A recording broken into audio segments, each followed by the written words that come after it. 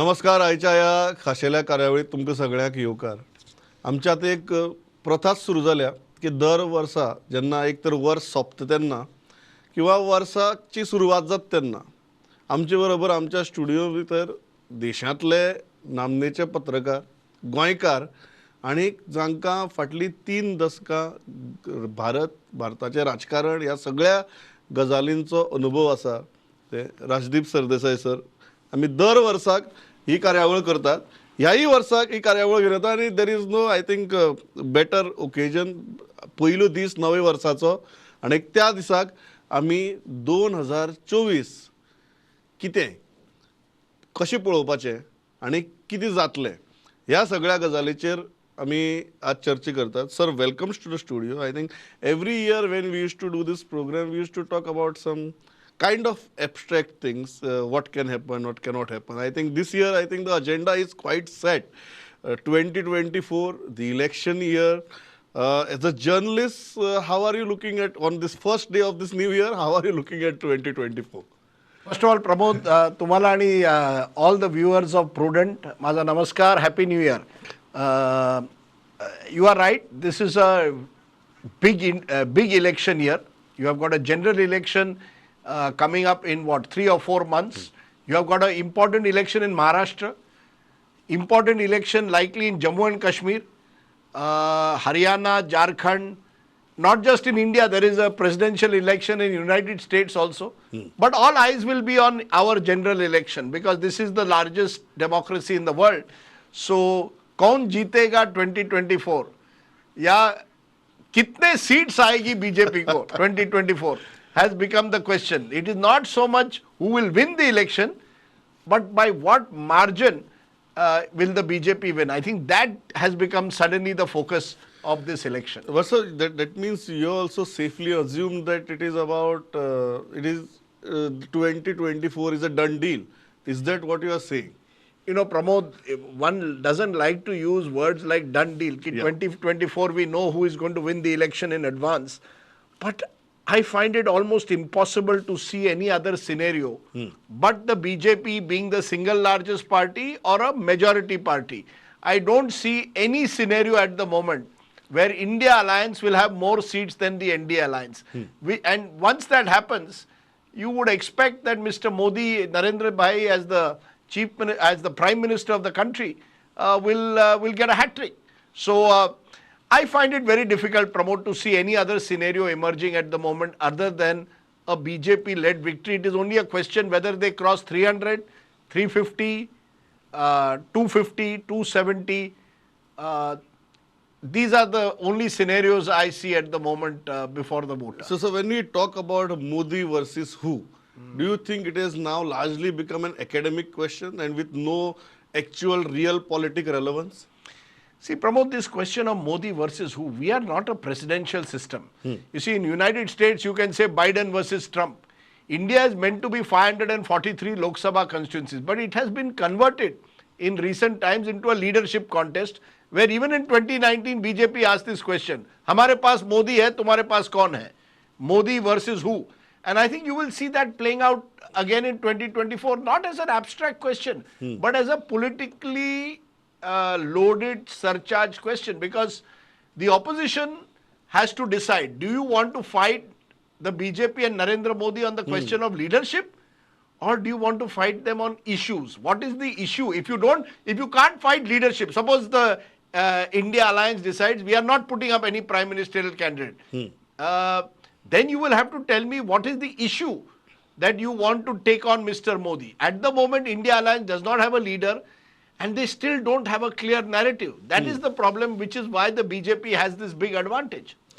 So you spoke, I will come to India Alliance a bit later. But when we talk about this Modi versus who, do you think the voter has also realigned himself with this idea that it is although we are not in the presidential form of the government, the voter is also asking that question. It has become a very relevant, important question for the voter. Absolutely, Pramod. Great question, because my sense is what Narendra Modi has done. You may like him, you may not like him, but he has changed Indian politics. And he has changed Indian politics by making himself the issue. As far as the BJP will say vote for the Lotus. But when you go into polling booth, people are saying, हमको मोदी की तस्वीर देखनी है. We want to vote for Prime Minister Modi. So he has made an election presidential. You look at all the posters, even in Goa I saw. Modi ki guarantee.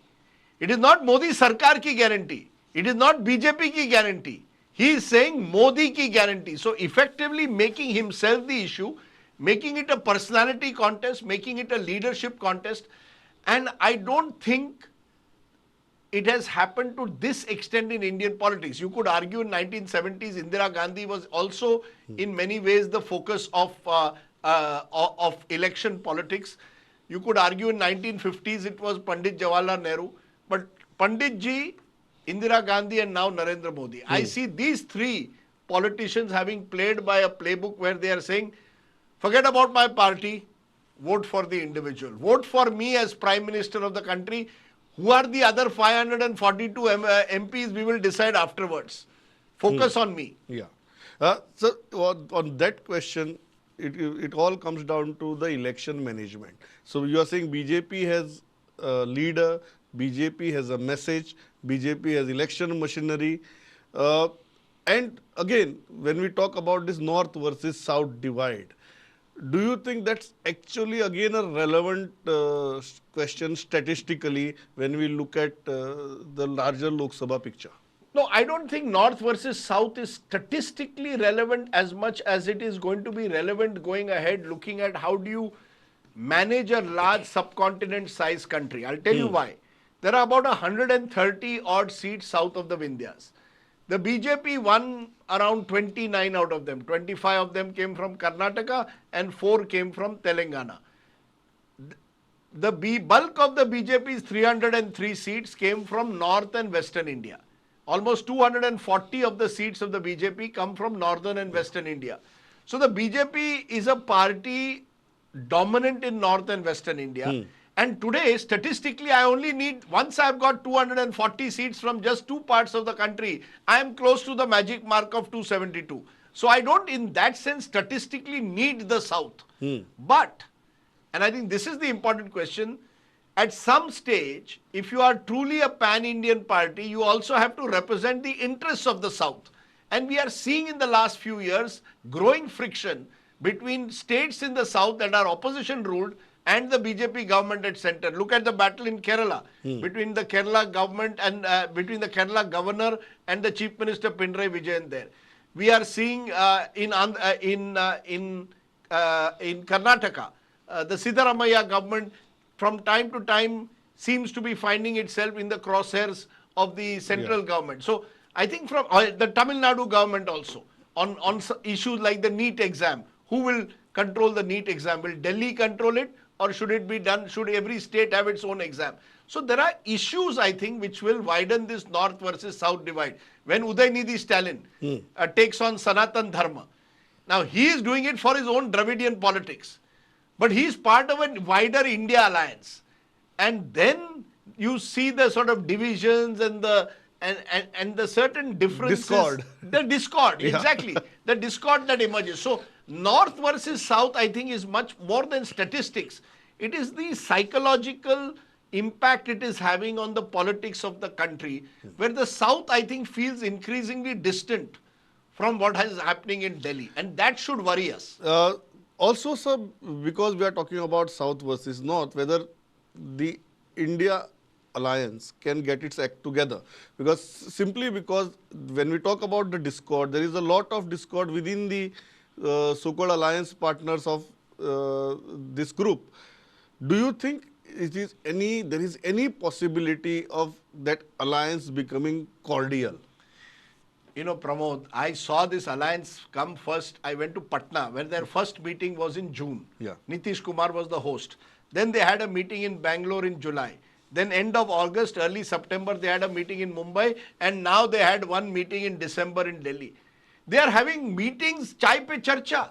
But the moment they go out of the meeting, they don't seem to be able to even have a common minimum agenda. I remember in Mumbai, when they had their meeting, we were told they will now they will start their election campaign for 2024 with a rally in Bhopal.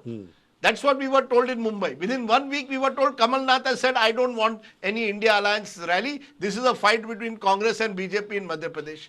Similarly, as I said, Udaynidhi Stalin will attack Sanatan Dharma sitting in Chennai and embarrass the parties of North India as a result.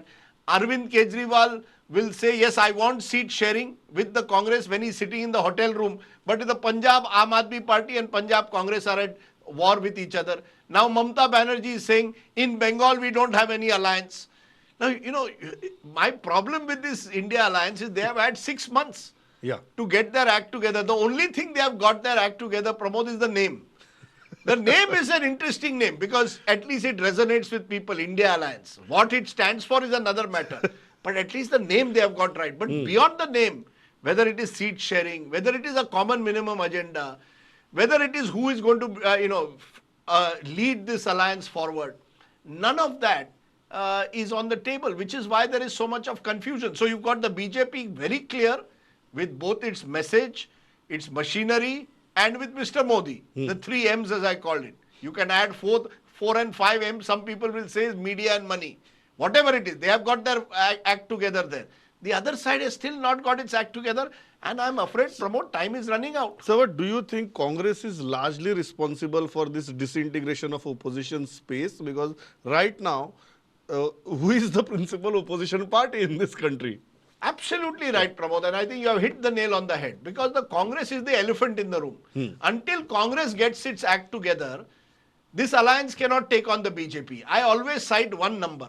Last time, 186 Lok Sabha seats were virtually one-on-one between Congress and BJP, like the 2 seats of Goa. The BJP won 172 of them with an average margin of more than 10%. So, unless the Congress is able to take on the BJP in one-on-one battles, whether Madhya Pradesh, Chhattisgarh, Gujarat, various states where the battle is principally one-on-one, this alliance has no chance. Plus, the Congress has only 51 seats. Unless their 51 seats double and become 100 plus seats, how are you going to really take on the BJP? So, the Congress has to get its act together for this alliance to work. The Congress is the magnet. It is the largest opposition force.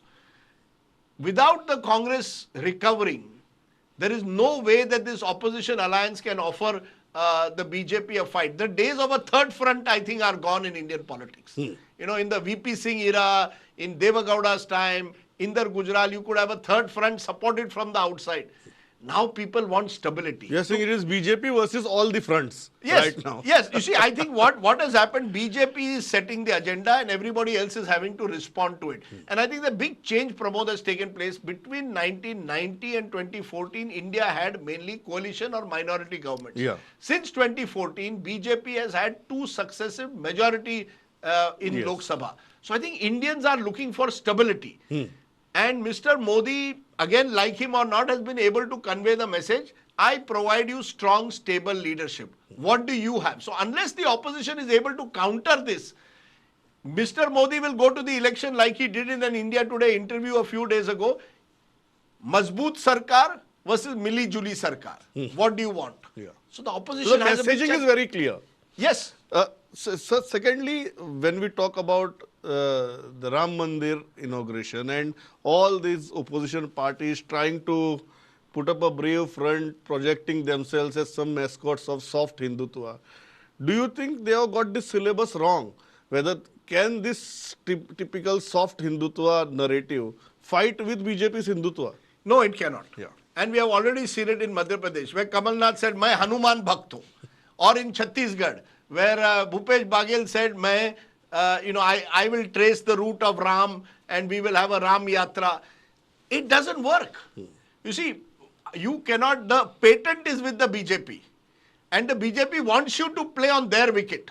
Ram Mandir is the BJP's wicket. They are inviting you. You come on our home turf and play. You have to find a narrative which is equally compelling to question the BJP's narrative on Ram Mandir. And I say it is no longer even Hindutva. I say it is Moditva, where it is Mr. Modi as a leader, where it is the concept of Labharti or beneficiaries or Modi ki guarantee. And then you have emotional issues like Ram Mandir. In 2019, the emotional issue in a way came after Pulwama, where people, had a sense of nationalism after the Balakot attacks in Pakistan. This time it could be religious nationalism. But you can't win an election. In my view, Ram Mandir will win the BJP the confidence of its core voters. I don't think it can win you the entire election. For that, Labhartis, beneficiary of government programs, that matters more. Now the opposition has an opportunity. You tell us, how will you provide more jobs to people? How will you raise incomes of people? Let us be clear, Pramod. It is not as if every promise has been met by this Modi government. But the opposition needs to tell me, how are you going to actually provide a better government? Until you tell me an answer to that. That there is a better alternative. Yes, saying, exactly, just saying anti-Modi. You see, at the moment, what is the opposition reflex action? Moment Mr. Modi says something, they attack the Prime Minister. That does not work. You will have to tell me, what do you stand for? Another question, sir, with regards to India alliance is the simple question that everybody is asking. Why have you guys come together? I think nobody is able to give a very satisfying reply to that. Exactly, because the only reply they will give you is actually, they may not say it so openly, हमको मोदी को हराना है. We want to defeat Prime Minister Modi. Now you see, that I think no longer, that kind of negative agenda no longer works. You see, you have to give Mr. Modi credit for one thing, that he has managed to make it very clear that I have a vision for 2047. India Amrit Kal. Again, we may agree with the vision, we may not agree with the vision, many of the ideas may not work, but at least it is a vision. And it is offering a sense of positivity that India's moment has come. Opposition is saying everything is wrong. Nothing has gone right in India in the last 9 years. Okay, let us assume nothing has gone right. Now you tell me what you will do to make the situation right. What is your vision? Can you give me a better vision? Now Rahul Gandhi, for example, Pramod, is embarking on a Bharat Nyay Yatra. First it was Bharat Jodo, now he is starting a Bharat Nyay Yatra. What is Nyay? It is very abstract. What does it mean? Justice for whom? For whom? How? How will you provide me justice? Will you give me income? Will you raise my income level? Are you guaranteeing me a job? Are you going to give me something specific? You see, when Mr. Modi says Modi ki guarantee, he tends to sometimes give a specific along with it. कि मैं आपको Ujjwala gas cylinder दूंगा, or I will give you Kisan Samman Nidhi 2,000 rupees a month. Unless you give specifics, merely talking in abstraction like Nyay or Bharat Jodo, Mohabbat ki dukaan. What does Mohabbat ki dukaan mean for the average person? Average person wants a job. Mujhe naukri do, then I will be with your Mohabbat ki dukaan. So you have to provide something more specific, tangible, maybe like a minimum income it is scheme. not enough to say Mohabbat ki dukaan. You have to also tell people whose dukaan pe kya milta hai. Exactly, absolutely. And Mohabbat ki dukaan aap karte ho in Delhi, and then Udaynidhi Stalin speaks the language of nafrat, saying that, Sanatan Dharm ko khatam karna hai. My point is, at the end of the day, these nice terms, Mohabbat ki dukaan and all are nice advertising terms. Today's voter wants to know, mujhe kya milega? What is in it for me? I saw this in Madhya Pradesh with this Ladli Behna scheme of the BJP, which was giving 1,250 rupees to women members of the family. Now that was coming into their Jan Dhan Yojana account. So it was something tangible. So I think it is important today for anyone who is in power or even out of power to tell me what is that specific benefit I will get to vote for you. Voter has become transactional.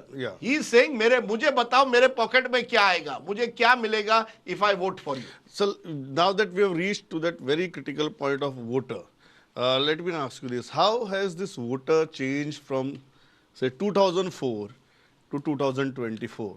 In last 20 years, you have covered number of elections, parliament elections, state elections.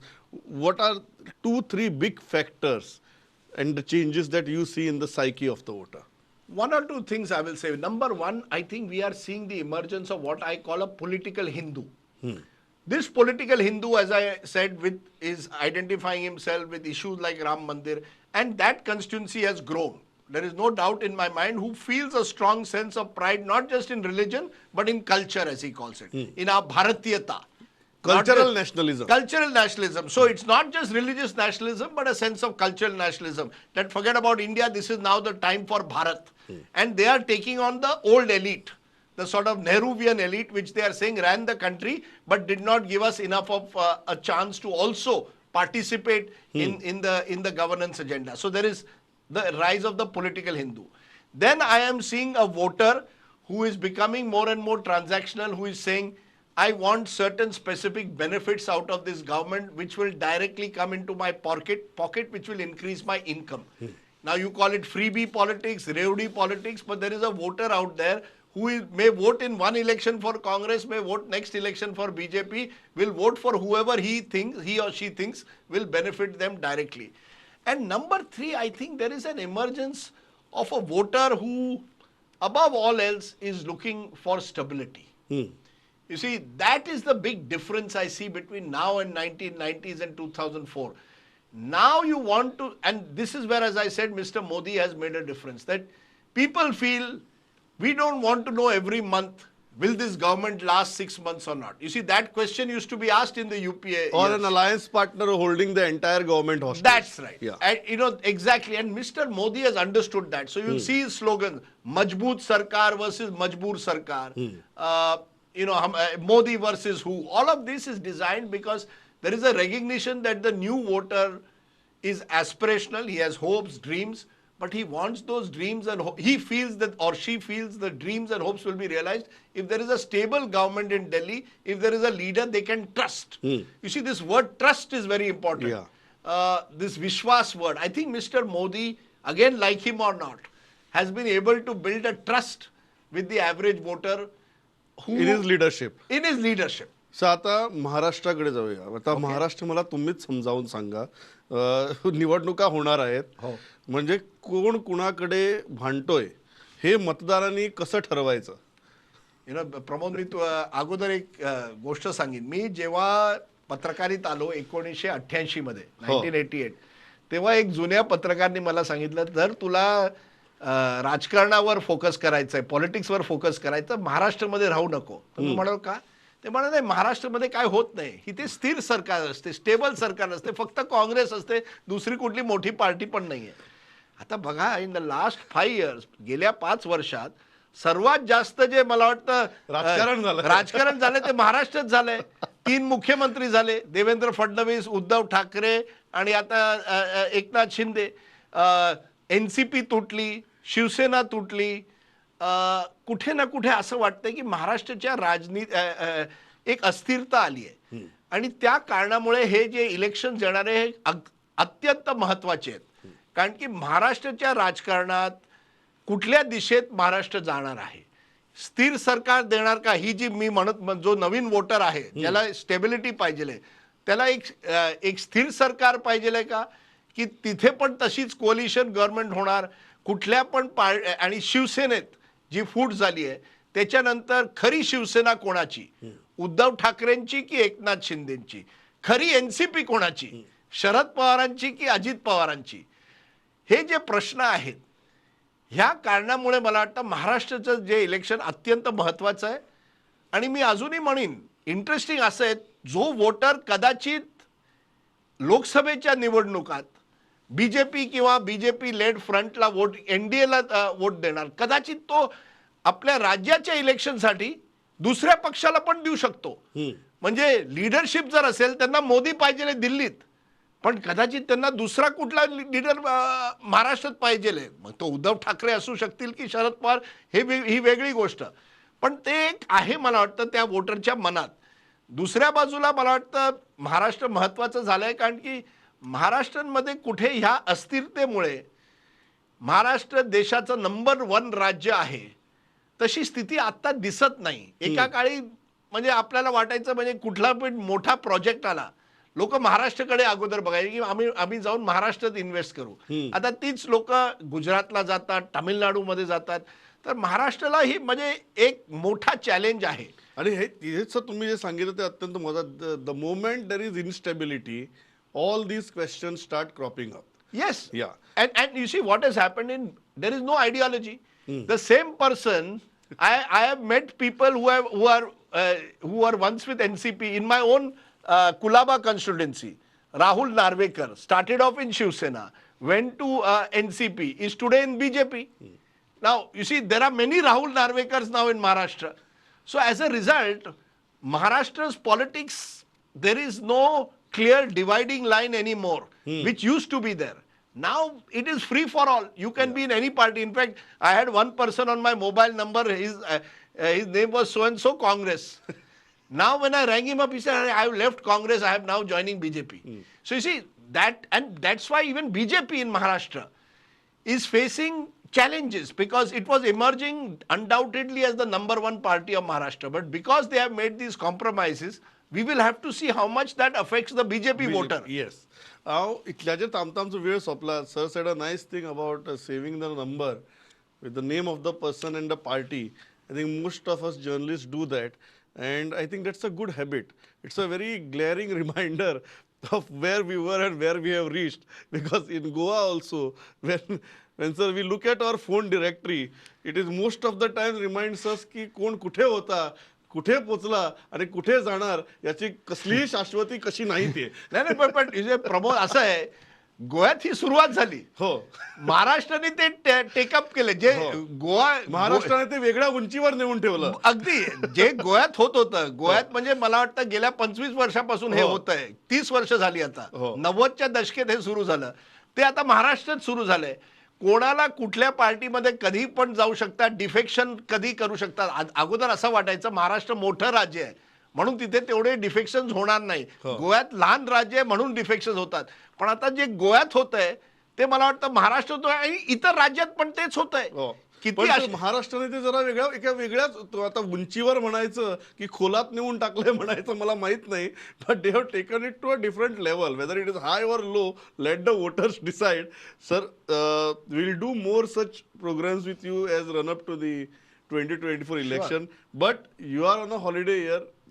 Thanks a lot, तुम्ही वेळ काढला, तिकडे आलात आणि नेहमीच्या प्रमाणे ही दिलखुलास चर्चा केली. So pleasure talking to you. Thank you, Pramod, and to once again, I am so proud of what you and Prudent are achieving. You Thanks are so truly much. putting together an excellent news channel. So congratulations to you and your team, and a happy new year again. Thank you sir.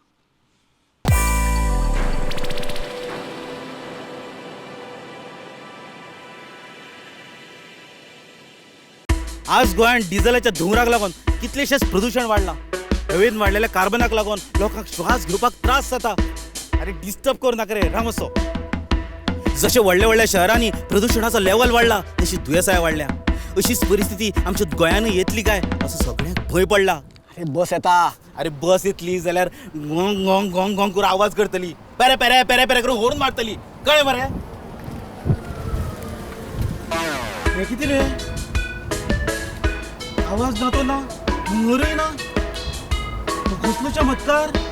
चमत्कार न्ही, गोंय सरकार pollution free eco friendly electric buses धांवतात गोंयच्या रस्त्यार. Kadamba transport कॉर्पोरेशनाच्यो e buses with fully air condition, 40 seating capacity, USB sockets, regenerative braking system आणि प्रवाशांच्या सुरक्षे खातीर एमर्जन्सी बटन. कदंबा बसी आमकां जितल्यो फॅसिलिटीज दितात तितल्योच फॅसिलिटीज म्हाजी बस ह्या स्किमी अंतर्गत जवळ जवळ 25 प्रायव्हेट बसी आमकां दितात. म्हणजे स्टुडंट्सांक कन्सेशन, सिनियर सिटीजन्सांक कन्सेशन आणि कॅन्सर पेशंट्सांक फ्री ट्रॅव्हल. इतलेंच न्ही, प्रायव्हेट बस ओनराक सुद्दां ह्या स्किमींतल्यान खूब आदार मेळटा.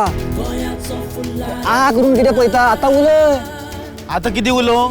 भिवपाची सोड, आता उलोवपाची गरज ना. शुद्ध श्वास, आरोग्यदायी प्रवास, आरोग्याची हमी गोंय सरकार पडचो ना खंयच कमी.